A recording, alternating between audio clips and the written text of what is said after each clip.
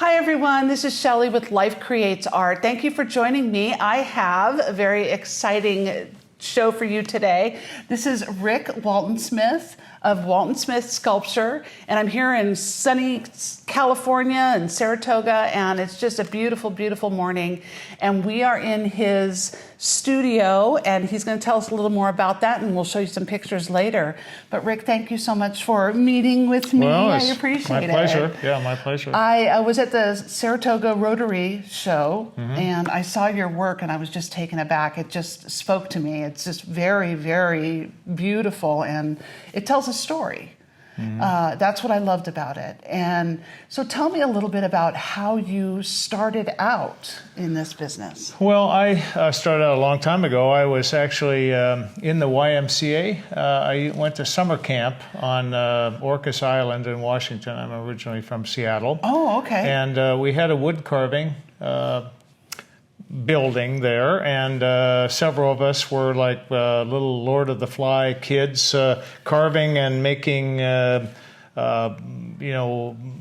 tiki, mostly Polynesian sculptures and things. So you were a child then? I was 10, yeah. Wow. Yeah, and I went there 3-4 years, and every summer I did the sculpture there, wood carving. Oh my goodness. So I continued through high school, and in high school I continued my interest in sculpture, studying sculpture, but I wasn't doing a lot. I did some clay pieces, but I wasn't that interested in drawing or painting, and mostly outdoor sculpture. Seattle has a lot of outdoor sculpture, and wherever I saw outdoor sculpture, it was interesting to me. So of interest to me in high school was a woman named Louise Nevelson, who was quite famous. Oh, okay. But also Constantine Brancusi, who's early 20th century, and she was actually a student of Brancusi in Paris. So, so those two were sort of early influences on me. I mean, she's doing assemblage type of sculptures, but I liked her a lot. And then so she taught you a lot? No. She inspired you. Yeah, she inspired me. That's right. Yeah. And she's one of my questions. Yeah, no, she's inspirational. Brancusi, because he broke so many barriers, and a lot of people have seen his work in the early 20th century, A Bird in Flight, which is the name of a very famous piece that he did, was sort of one of the first leaps to non-representational sculpture. So the idea that sculpture didn't try to look like something else. Yeah, absolutely. It is something in and of itself. It's its own object.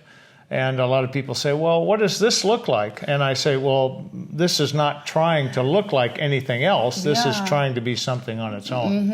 And so, you interpret it. And that's always been my interest. I also grew up around Puget Sound. You can't help but be influenced by Native American art. So a lot of totem poles and canoes and that whole style of painting and things. So those were influences when I was growing up.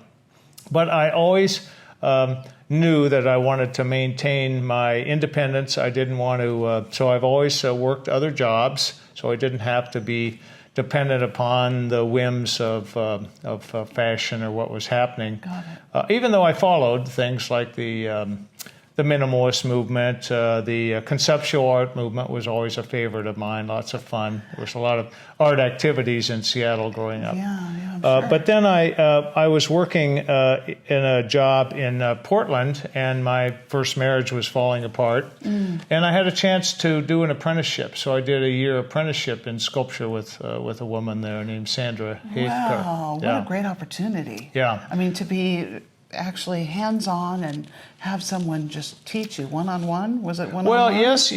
We collaborated and we made a piece that's still in the Portland Zoo. So I was learning how to weld because I was learning how to do direct metal sculpture. So direct metal sculpture is, I found, is of the most interest to me because I don't have to deal with a foundry. I'm not a carver. Usually in sculpture, there's a line. You have the carvers, and then you have the modelers. And you build up.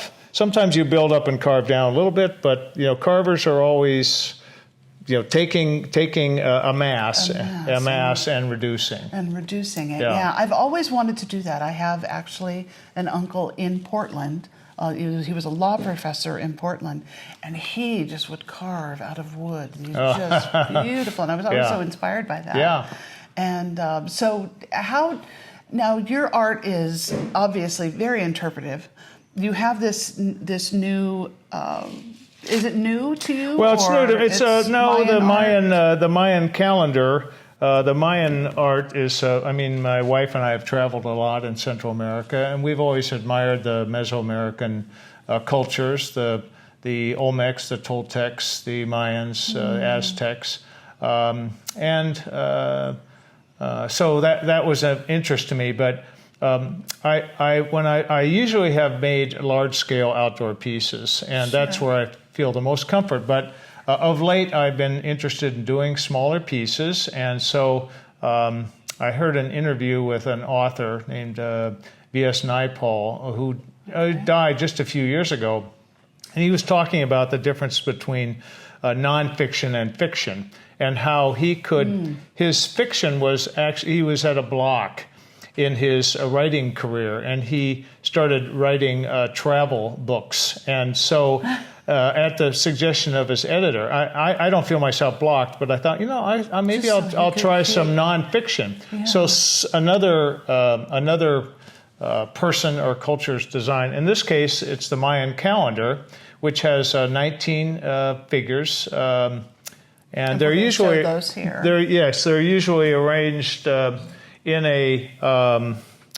a circle as they mount, but the idea of making, I mean, I'm a three-dimensional person, and I'm all about lines too. So one of the things I learned when I was doing an apprenticeship was I was studying David Smith. So David Smith is probably one of America's most famous sculptors. You see him at all the museums, blah, blah, blah. Yeah. And he went through several phases, and one of his phases was a linear phase, and he did a piece called Hudson River Landscape, which is a very famous piece, but it's all lines, and so with interpretive little figures on it. And we'll find it and put a picture. Okay, yeah, Hudson River Landscape, famous piece, and it was. I thought, I've been looking at a lot of outdoor sculpture, and sometimes they can be quite presumptuous in their mass. They're sort of in proportion to the buildings that are nearby.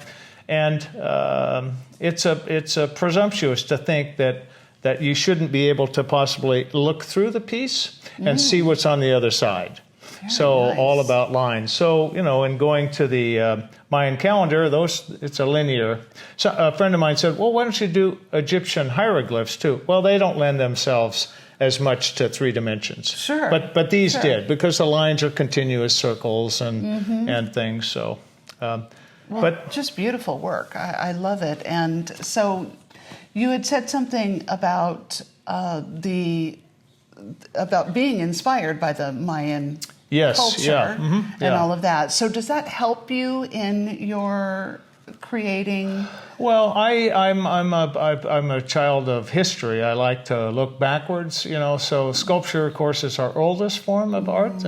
We have pieces from 35,000 BC in Europe, small little figures, the Mother Goddess figures that have been found in Europe. And I've always been fascinated with that antiquity. And so cave paintings are older in some ways, but they're of the same era in the pre last ice age era. But when my wife and I have visited cave paintings, we look at the expertise of the paintings and say, we're actually seeing only a snapshot, because these are not people who are practicing here. These are refined artists that are making. So when we see these little Mother Goddess figures and other things, there must have been a lot of carving going on. And some of those are amulets, they're religiously inspired. People always describe them as fertility, but they're not really fertility figures. The Mother Goddess culture was, inspired statues. And absolutely. Absolutely. Well, I think that from the dawn of time, there have been people that have been creative, have had that drive. And I always encourage everyone, which is what my channel is a lot about, is that even if you aren't a seasoned artist like yourself, or been painting, and I commission paintings and things like that. But even if you are not doing that, you can find creativity in your life. And so you mentioned something also about people going through different phases. Oh, right. And I think that's important because people get stuck. And I want to encourage the people out there that even if you get stuck, has there ever been a time where you've gotten stuck, and what did you do to overcome that? Well, I think, I make these large-scale pieces and sell very few. I mean, I would, on a good year, I'd make 5 and sell 1 or 2. So that's why I have a lot of pieces around my place here. Yeah. So in some ways, that's getting stuck. But as getting older, and my wife encouraged me to sell some of my maquettes, because I have made models. Maquette is just a French word for model, but I said, well, those aren't the piece. That's a design. She said, well, why don't you make some small pieces then? So I thought, okay, well, that would be a challenge to me, and that was partly why I got interested in the Mayan pieces. Got it. But then also going to, these pieces, I've developed a new technique here. This is bronze, silicon bronze. This is what I call polychrome epoxy. So, interesting. Fella commissioned me, Rick, you've done several pieces for me outside. You're using these multicolored metals. I want some more color. So these were indoor pieces. So he said, first of all, I want a wall piece. So I thought, okay, well, color. Okay, I'm not a painter. I'm in the 3 dimensions, but I can use color as long as it doesn't overwhelm my idea of the shape. So that's why I developed. So this is actually. This is epoxy. Like no, this is epoxy.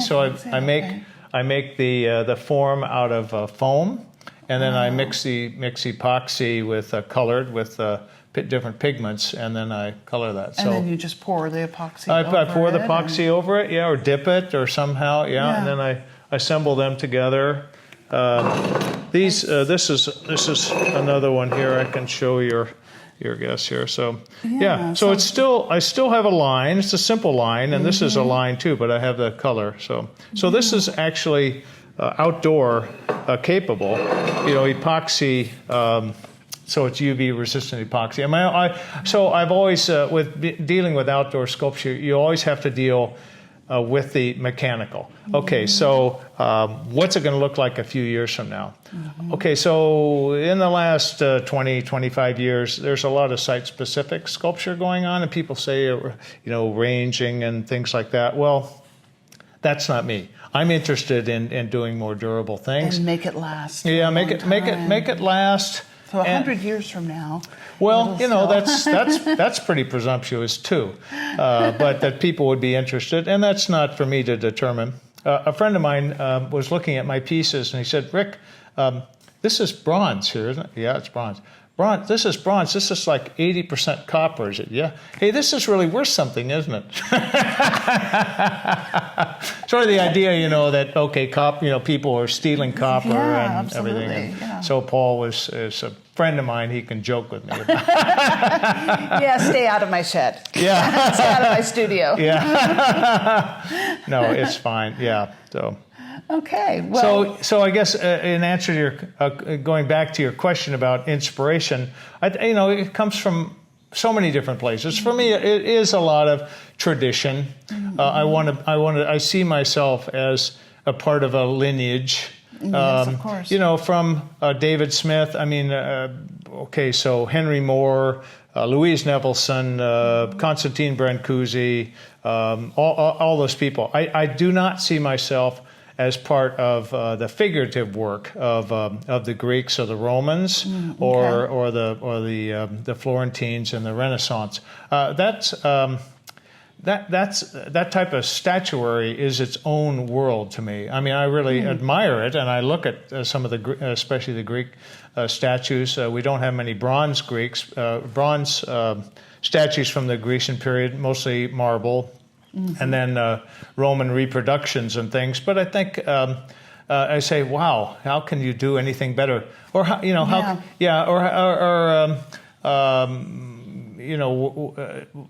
it's difficult for me to think of a reason to do it. It doesn't motivate me. I see statues at the ballpark, you know, of Willie Mays and they're all been yeah, right. And that's become sort of a thing at ballparks now to have monuments and things, and that kind of fits in. Yeah, absolutely. We always had military heroes on the horses and stuff, and now we have baseball or football heroes. but I love art that's interpretive, that can have you really think about it and look at it, and it inspires a feeling that's individual to each person. That's right, yeah. And you know, somebody else can see something completely different than I see, and that's, to me, is the beauty of creating and art. If it's figurative, it's supposed to carry something. If it's non-representational, then people have to make their own. It's more challenging in a way. I mean, it was always more interesting to me, that challenge. Yeah, so. certainly. I never really had an appreciation when I was younger for the artist that, and I'm drawing a blank on his name right now, but with just the boxes. Oh, and the some of the lines. minimalists, Carl Andre, or okay, you're talking about a painter, like a painter. Mondrian. Yes. Okay. So yes. Viet Mondrian. And I never really had an appreciation for that until I took more steps and I grew and I went to a different plateau in my growth as a human being and in my growth as an artist, and never had an appreciation. And then all of a sudden, I started feeling these emotional things when I looked at different types of art. And so it's really just a process of growth and always learning. Like you mentioned earlier, off camera, we always have to be learning. That feeling, it's very seldom do I ever encounter somebody that doesn't see a Calder and smile. You know? This is a fun guy. Yeah. This is these, whether it's the mobiles, the stabiles, or whatever. Yeah. This is a lot of fun. Yeah. You know, he's having a good time. Yeah. He's not trying to be too profound. He's a third generation sculptor. You know, his grandfather and his father were both sculptors. And I think he, a little bit too much seriousness. You know, you need to lighten it up. Yep. For sure. And he was great. What I'm going to do now is I'm going to walk around and I'm going to have Rick show me his studio, which is incredible. So I'll be checking in with you in just a second. So if you wouldn't mind giving me a tour of your space here, I'll be So I work in metals, direct metal, which means I'm welding most of the time. Sometimes I'm forging, so I have different types of electric welding and different types of gas welding. So for gas welding, for instance, these pieces are all oxyacetylene welded, small lines, and I sit at my table here and do my welding. Is it a little more detailed when you are able to do gas welding? Yeah, I mean, most of the time in jewelry, people are using a fuel gas mixture to do jewelry. So it's a really still 20th century, mid 20th century. But the first gas welding was really done by blacksmiths, and as they moved to melting the metal to fuse it together, which is what welding is. Okay, and so this is and then for arc welding, which is thicker metals, most of my non-ferrous metals. For instance, this is silicon bronze here. So this is TIG welded. So TIG stands for tungsten inert gas welding. I mean, people can get into the technique of welding and refinement and things. That's not my interest, really. My interest is in creating lines, three-dimensional linear pieces, and the best way to do that is with metal, because you have the most strength for the least mass. Okay. So stone, if you think of that, you can't. It's difficult to make lines. Even in statues where you have an arm, it's difficult to make an arm. You have to make it separate. You have to fuse it to the main body. Yeah. With welding, you just weld it on. You just weld it on. So.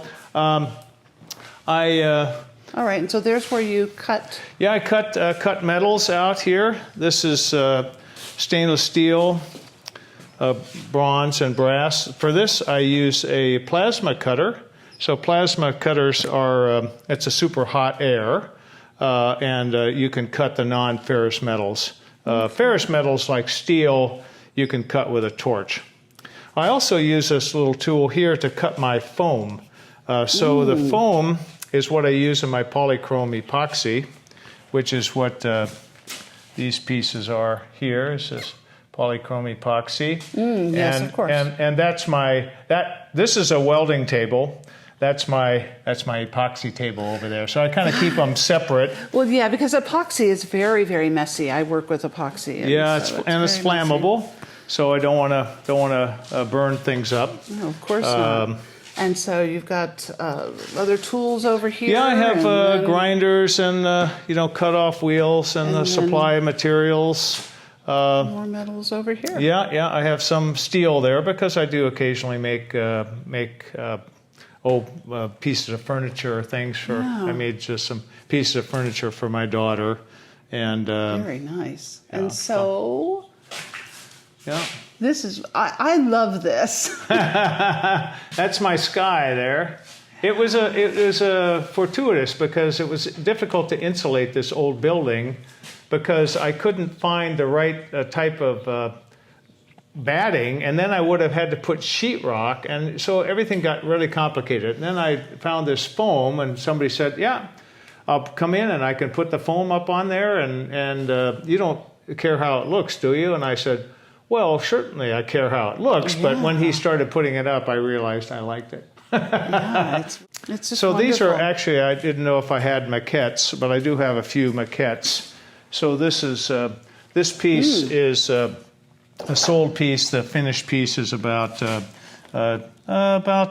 meters tall. Oh, yeah. Okay. And made with, I think this is made with brass or bronze tubing. And then I have different colored metals there. Really fascinating. Everything's so dusty. I'm sorry, but no, that's all right. Grinding. Yeah, absolutely. Do a lot of grinding. You got a lot going on in here. Great dust. Yeah. All right. Thank you so much, Rick, for sharing. It's been my pleasure. It's been a really fun time, and everybody just keep inspired and keep trying, keep moving forward, and keep moving to those new plateaus and trying something new. Absolutely. That's what I want to encourage. Keep your life creative. And Rick Waltonsmith, thank you very much. I appreciate your time. You're welcome. And this is Shelley with Life Creates Art. I will see you all later. Bye.